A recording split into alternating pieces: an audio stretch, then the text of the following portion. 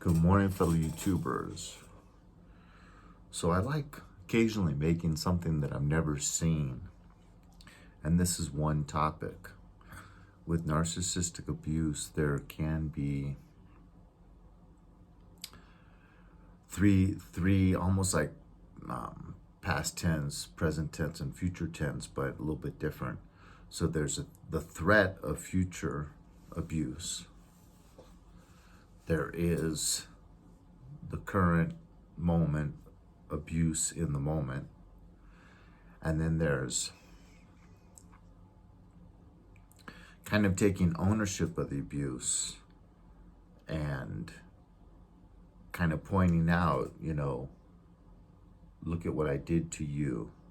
Look at how it's affected you. So a good example of the threat of future abuse is one of the funniest comments I ever got was this guy said that him as a little boy and his family knew what price, what toll they were going to pay that day. And it was indicated by how loudly how loudly the microwave door was shut. He would know immediately on how painful of a day it was going to be, what price there was going to be paid that day. So there is kind of that, in your face, letting you know you're going to pay. I'm going to get you for this. And then, of course, the abuse you're in, we could spend hundreds of hours, hundreds of videos on that, right? Everyone knows the, when you try to hold them accountable, and how they keep changing the subject and then wanting to talk about how you are difficult or whatever. It's like, yeah, I know I'm difficult, but can I just discuss this one issue with you? Stop jumping all over the place. Or, there's the gaslighting, all the different things that are in the moment and you're aware of the abuse in the moment. And then the last one, I haven't really heard discussed much either. And it's the kind of letting you know that they're proud of it. And, referring to something that happened in the past. Like my brother at a family party, taking great glee and explaining, because when he was only 6 and 7, he would take me out with his friend, John Murray. So they were 6.5, 7, and I was 2.5. And they would take me to the grocery store. My mom would send them with money with me. Crazy, yeah, it was like a 2-block walk. We'd have to walk 2 blocks to get to the grocery store.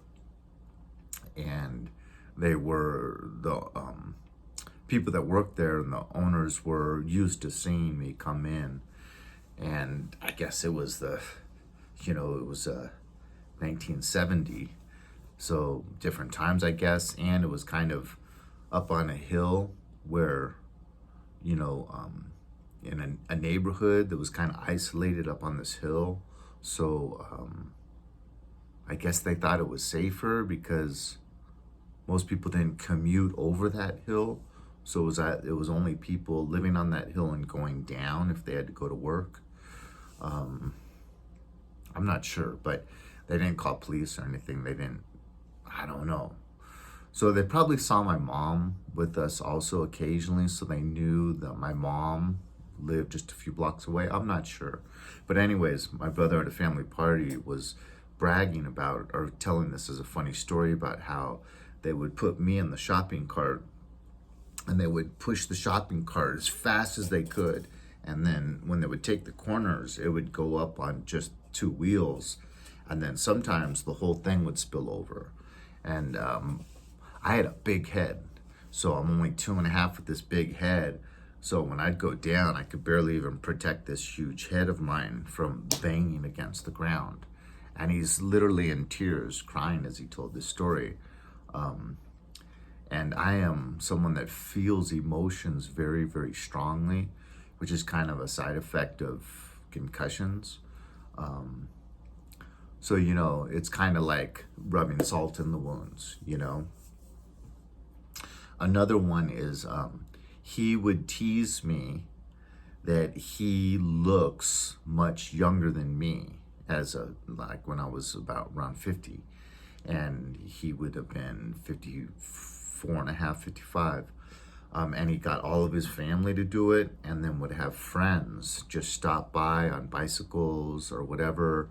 And as we were talking, he'd say, you guys look alike. Oh, okay. Well, how much older are you than your brother? No, I'm younger. Oh, really? Oh, you're younger. Oh, I thought you were like 4 or 5 years older. And, it was all manicured. It was all set up. These flying monkeys, they'll do anything for the head narcissist. But, yeah, so they like all three. They like letting you know it's coming your way. Get ready. Buckle up, buttercup. They like the moment, seeing the hurt on your face, stabbing the knife in the back and sitting there and watching, oh, look, it's really hurting. And then they enjoy kind of, I'm the one that made you look older than me. And now I get to tease you about it, So it's like a double whammy. First, all the abuse that caused you to look older than me. And then I get to be the one that teases you about that and gets my whole family to do it, gets my friends that you've never met to do it, and really rub those salt in the wounds. Because like with my brother, he was so upset that, people used to compliment my looks when I was a little boy, 8 years old.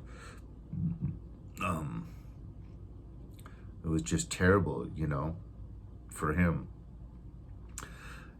Like for instance, once we went to the beach, I had my boogie board, my brother had my surfboard. He was 16, which would have made me 12 at that time. And then on the way home, about to leave the parking lot, there was this cute girl, very attractive, 16-year-old, that he offered to drive home, but it was a truck. So I had to sit on her lap, and she was kind of almost flirting with me. And then before she left, she got out of the car, she leaned back in, and she was like looking at my brother and me going, your brother is adorable. He is so cute. You are gonna, get a run for your money, because he's gonna be stealing your girlfriends if you're not careful and things like that. And I was just like, no. I knew my brother's personality already. I'm like, go away, shut up, And sure enough, we didn't even start the car before my brother said, look, you are never gonna be as good looking as me. You are never going to be as good of an athlete. You are never going to be as intelligent as me. Just accept this now, okay? You are not on my level, and you never will be in any category, in any domain. You are the little brother, and you are inferior to me in every single way. Just like, once again, I knew that was coming, and then I lived that experience the rest of my life, pretty much until age 55. These poor, insecure individuals, I laugh about it, but really my heart breaks for my brother and anyone that has this extreme insecurity and can be so easily threatened with such a fragile ego. It's a shame. I told this current acquaintance, friend, that, you know, my nickname as a kid was Big Head, like I mentioned earlier. And he will jokingly call me that. And it doesn't faze me at all. I laugh.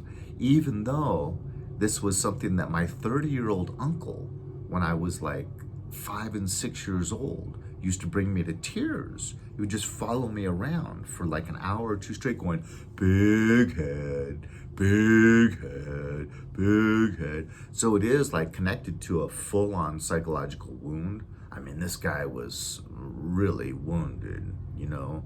He was so addicted to drugs and alcohol. He ended up dying from the same thing as Jim Belushi at age 33 from taking an 8-ball, you know, heroin and liquid cocaine injected straight into the mainline vein.